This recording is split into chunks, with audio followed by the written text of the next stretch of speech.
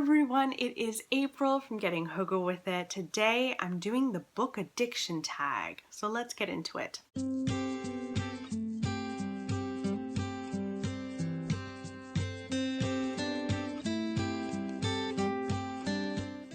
I saw Lauren from Lauren and the Books do this tag, and yeah, I just had to do it. I am on a little tag kick right now. I don't know where it's come from, but there you have it.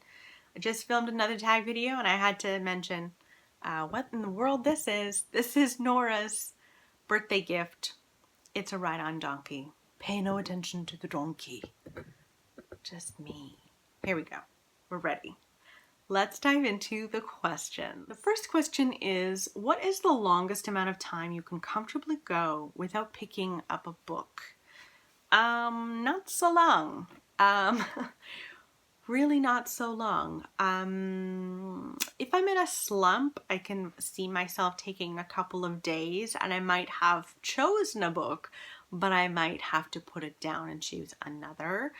But for the most part, if I've finished a book, I will wait a little while before picking up another, but not long. Like if I finish up a book right before bed, the next day when I'm ready to read, even in the morning sometimes, I'll go and choose the book. Sometimes I'll go right after finishing a book and choose the next book. Otherwise, if I finish a book in the morning, I think I usually need a little bit of time to break, like almost like that overnight. Sleeping overnight has given me that break. I need a little break, like a little meal. Have a meal. Watch something on Netflix, and then go and pick the next book. All the while, I'll be thinking about what that's going to be. Sometimes I know, sometimes I don't. But yeah, not too long at all. Question number 2. How many books do you carry on your person, physical or device, at any one time? I will carry one book with me at all times, and that is always an audiobook. When I am out and about in the car, I always listen to an audiobook. So that's the only one though. Unless I know I'm going somewhere where there's going to be a lot of time in the car, then I'll bring a book with me. But for the most part, I only have my audiobooks with me wherever I go. Question number 3. Do you keep every book you buy or receive, or are you happy to pass them on to make space for more?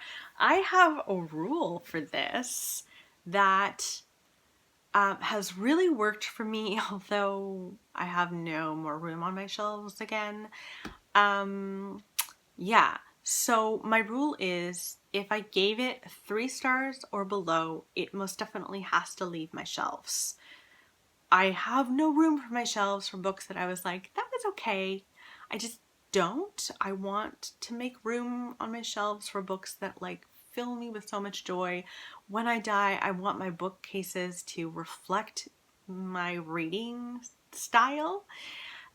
So yeah, and I'm actually thinking of getting a little bit more ruthless, and I have been thinking about just keeping 5-star reads on my shelves.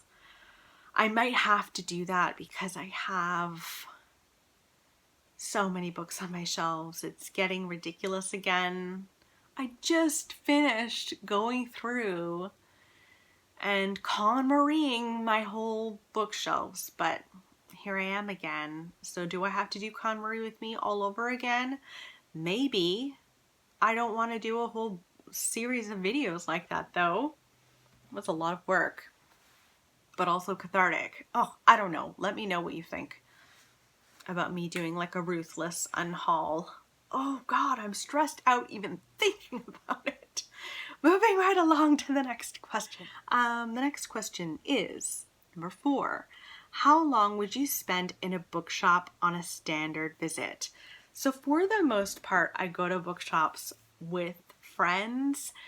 If it's something like Chapters, like a new bookshop, I will go specifically with one friend. Stacy and I always go to Chapters together. That's our thing. We get Starbucks. This is outside of a pandemic. We get Starbucks. We chat about our lives. We meander. So we could be there for like 2 or 3 hours. If I go on my own, I won't spend that long. Just because usually when I go to a bookstore, I know what I want to get. So I'm kind of a little more in and out. When I go to a used bookstore, I can stay for at least an hour, just going around and around and around, just in case I've missed a book, like I'm a little bit over the top with it. But yeah, I can spend so much time. But lately, Barry and I have been going to Value Villages together, so I feel a little more rushed. I still try to hold him off, and I'm like, I just need to do another round. But, there's only so much I can do. Question number 5. How much time per day do you actually spend reading? Okay. I don't have like an hour, minute by minute kind of thing. But in the morning when I'm getting ready, I listen to an audiobook. So let's say that takes me half an hour. So half an hour in the morning. And then after Nora goes down, this is during the week I'm thinking of. After Nora goes down for her sleep, most of the time, that's when I go and do all of my reading. I'll usually go to bed right away, like 7 o'clock. There I am reading until I go to bed. Although I have noticed sometimes I end up scrolling on my phone, which is the worst thing. Like, I don't enjoy it, and yet I find myself doing that. I need to stop doing that. So that's really when I read a lot. On the weekends, it's much more all over the place. Basically, when Nora naps, I often read.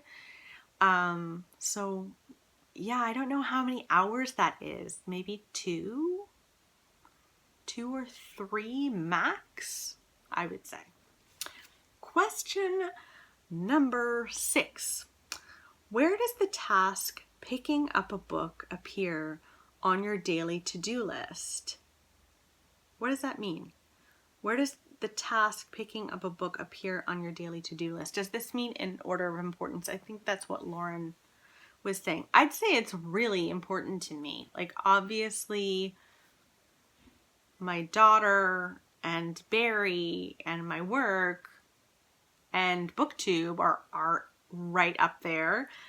But reading itself is really important to me. It just fills my heart with so much joy and like the escapism and everything. I'd say it's very, very high. Like, as of late, I've certainly prioritized reading over things like exercising. Ooh, maybe that should change. But anyway, confessions. I feel like I'm in a therapy session right now. Question number 7. How many books do you reckon you own in total? Oh God, when I saw this answer or this question, I kind of cringed because I think I have 800 books. Around 800 books, which is too many. Like, that is a stressful number to me. Do you not find that extremely stressful? I'm stressed with that number. I'll be honest. Question number 8. Approximately how often do you bring up books in conversation? Yeah. Any chance I get. I don't try to be that person who brings everything back to me or anything like that. But a lot of the time, whatever the topic is, I've often read a book on it or similar to it. I just find myself always thinking of a book. That reminds me of this book. That reminds me of that book. And it just does happen to get into topics of conversation. Also, because I'm a huge reader and a lot of my friends and family know that I have a BookTube channel, like, I will often talk about books with people, with coworkers. Like, it just kind of comes up. Question number 9. What is the biggest book in terms of page count you have finished reading? I would say that this is It by Stephen King. I think that is over 1,000 pages, and that was long and wordy and too long, if I'm being honest, for myself. I gave it 3 stars. It's a long time to spend with a book and then just feel about it, but there we have it. Question number 10. Is there a book you had to get your hands on against all odds? You searched bookstores, online digging, stalked the author, That's funny. I recently kind of went to the ends of the earth to request a book from a publisher. I requested The Nothing Man by Catherine Ryan Howard. I've never read her before, but I had just finished the documentary series on HBO, I'll Be Gone in the Dark, which talks about the Golden State Killer and Michelle McNamara trying to find him and that whole experience. And Catherine, who wrote The Nothing Man, said that she read the book, I'll Be Gone in the Dark, and at that time, when it was published, he wasn't caught yet. And she started thinking, what would happen if that killer is out there and has read this book? And so The Nothing Man was born in her mind from that. And so we follow two people, I think a woman trying to track down this serial killer, and the serial killer, having read the book, trying to stop her. Oh, it sounds so good. And so I requested it, and I looked all over. I was trying to figure out how to do it, and anyway, I was able to request it, which is fantastic. So I say that's probably the time that I've kind of gone really crazy trying to track down a copy of the book. Yeah, like I totally would have ended up buying that myself, but it was a new release and I thought if I can request it, maybe they'll send it my way kindly. And they have. And that was also kindly. The next question is there a book you struggle to finish because you refuse to DNF? I think I've chosen the wrong answer to this question because there was no way that I would ever have DNF'd this book, but I really struggled working through it because it is so hard to read and so devastating. And that is My Dark Vanessa by Kate Elizabeth Russell. This is about a high school student who is abused by her English teacher, sexually abused by him, and it is about the grooming process, and it follows her at that time and then also many years later when this man is being outed for the nasty man that he was by other survivors. And she still has a relationship with him because she doesn't realize still that she was abused. She thinks that she had this love affair with a high school teacher, which is not what happened. And so it's devastating because you're so angry for her and you want her to wake up and see what happened to her, but you're also so anxious that she's going to realize and how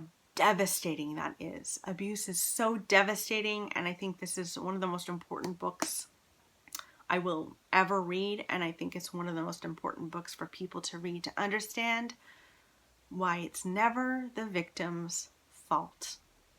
Ever. Question number 12. What are some of your main book goals for next year?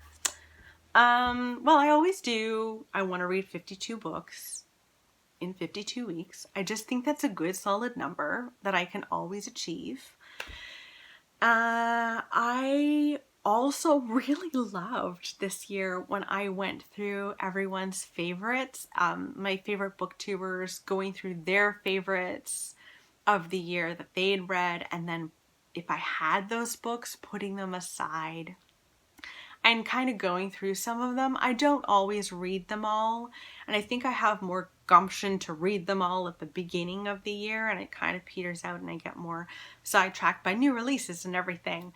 But I loved doing that, and so I will definitely do that again. I think those are probably going to be my two big goals again for next year, because it just worked for me and it just has helped me have such an amazing reading year. That last goal, I'm always gonna do that, I think. Question number 13. Have you ever had the privilege of converting someone into a reader? I don't think so, if I'm being honest. Like, I've been with Barry for oh God, I don't know, 8 years? We'll have been married for 5 in December. Does that mean it's been 8 years? I never know these things. Like in August every year, I have the sweetest husband. In August every year, around this time actually, Barry will come up to me and be like, happy whatever years of dating. And I guess we went on our first date in sometime in August. And I just don't know. I feel like the worst wife for not knowing. In any case, we've been together a very long time, and I've bought him many books, and he's never read any of them. He's got a lovely little stack. They look really good, but he hasn't read them. And I don't know if I've converted anyone into being a reader. I don't think so. Question number 14. Describe what books mean to you in 5 words. Ooh, okay. 5 words. I did not plan this part. Okay, comfort, escapism, empathy, education, and I want to say meaning, but I kind of mean like heartfelt, like that some books are just so heartfelt and like live within you. I did terribly with that last question. Oh, that's too funny. Anyway, I'm sure you guys would do better. So in the comments below, use 5 words to describe what reading has meant to you and means to you. You guys will do much better than I will. I hope that you're doing really well, and I will talk with you soon. Bye, everyone.